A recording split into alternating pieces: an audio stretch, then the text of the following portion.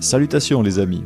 Lorsque vous entendez le mot « doux », quelle est la première chose qui vous vient à l'esprit? Les gens assimilent souvent la douceur à la faiblesse, mais c'est en fait tout le contraire. Dans le Sermon sur la montagne, Jésus souligne cette vérité lorsqu'il dit « Heureux ceux qui sont doux, car ils hériteront la terre ». C'est la troisième bénédiction des béatitudes, et elle suit la bénédiction de ceux qui ont ressenti le besoin du Christ, de ceux qui ont pleuré à cause du péché, et qui ont traversé ce qu'Ellen White affirme être ce que le Christ a souffert. Ceux-là sont donc prêts à apprendre la douceur du divin Maître.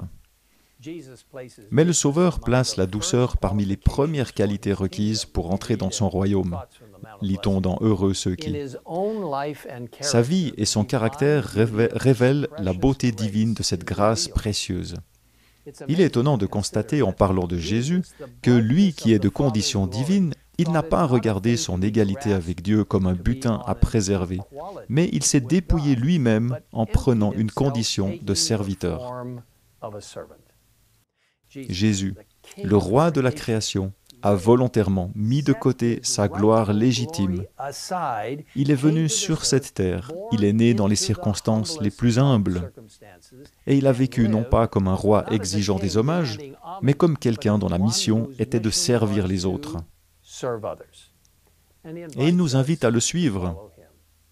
Il nous dit « Laissez-vous instruire par moi, car je suis doux et humble de cœur. » Et si quelqu'un veut être mon disciple, qu'il renonce à lui-même, qu'il se charge de sa croix et qu'il me suive. Le disciple du Christ se dépouille de lui-même, de son orgueil, de son esprit de domination. Le silence s'établit dans son âme, écrit Ellen White. Il s'abandonne à la volonté du Saint-Esprit et ne cherche plus à obtenir la première place.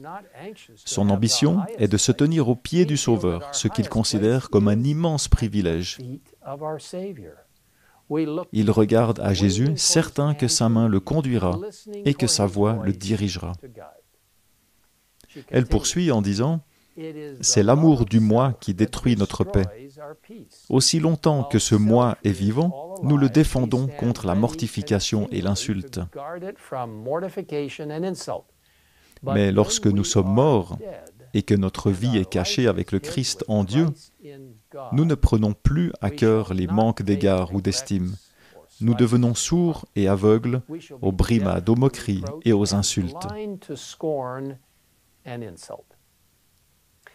C'est peut-être de cela que parle l'apôtre Paul lorsqu'il écrit «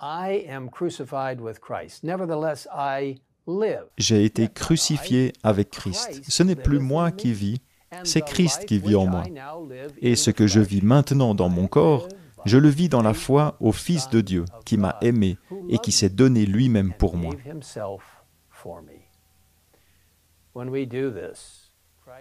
Lorsque nous faisons cela, la paix du Christ demeurera dans nos cœurs. Jésus a vécu au milieu de conflits, mais il a toujours eu la paix. Il nous est dit qu'aucune manifestation de colère humaine ou satanique ne pouvait troubler le calme de sa communion parfaite avec Dieu. Et aujourd'hui, il nous dit « Je vous laisse la paix, je vous donne ma paix. » Et acceptez mes exigences et laissez-vous instruire par moi, car je suis doux et humble de cœur, et vous trouverez le repos pour votre âme. Vous voyez, mes amis, la paix du Christ est constante et durable. Elle ne dépend d'aucune circonstance de la vie, ni de combien nous possédons, ni de combien d'amis nous avons, ni d'où nous vivons, ni d'aucune autre circonstance. Lorsque nous nous abandonnons au Christ, il nous remplit de sa paix. Et ceux qui nous entourent le perçoivent et comprennent que nous avons été avec Jésus. Lorsque nous avons la douceur du Christ dans nos cœurs, l'esprit de haine et de vengeance disparaît. Par sa force, nous suivrons ses instructions de bénir ceux qui vous maudissent, de prier pour ceux qui vous maltraitent.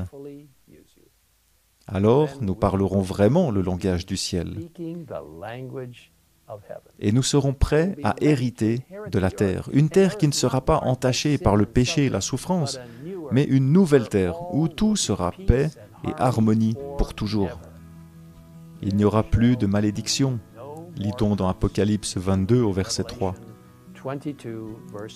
Le trône de Dieu et de l'agneau sera dans la ville, ses serviteurs lui rendront un culte.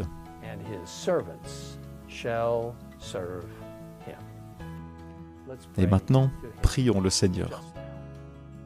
Père Céleste, merci pour la promesse d'une vie éternelle, de paix et de bonheur, et pour la possibilité d'en faire réellement l'expérience ici, sur cette terre, grâce à ton pouvoir, jusqu'à ce que tu nous ramènes à la maison pour être avec toi. Seigneur, bénis tous ceux qui luttent contre un défi quelconque, contre une difficulté quelconque. Aide-les à être pleinement en paix avec toi, parce que tu vis dans leur cœur. Merci de nous écouter dans cette prière. Nous te le demandons au nom de Jésus. Amen.